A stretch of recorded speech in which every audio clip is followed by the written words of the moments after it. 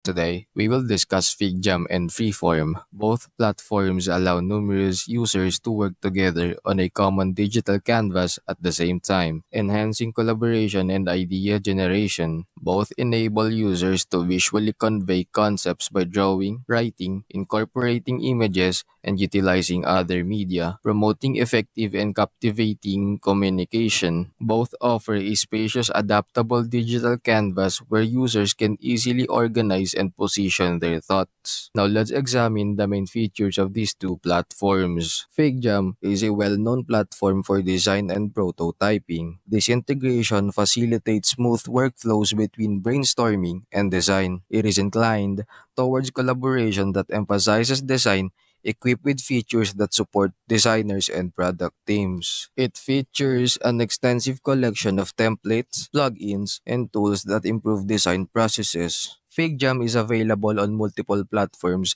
including web browsers, which makes it adaptable for teams using different operating systems. Freeform is an app native to Apple, closely connected with Mac OS, iPad OS, and iOS. It highlights smooth cooperation within the Apple ecosystem. It is crafted as a versatile digital whiteboard appropriate for a range of collaborative tasks from brainstorming to organization. Its main emphasis is on delivering a seamless experience for users of Apple devices. Apple's Freeform aims to prioritize a more straightforward and efficient user interface. All in all, FigJam is more tailored for design-centric workflows, while Freeform provides a more general-purpose digital whiteboarding experience within the Apple ecosystem.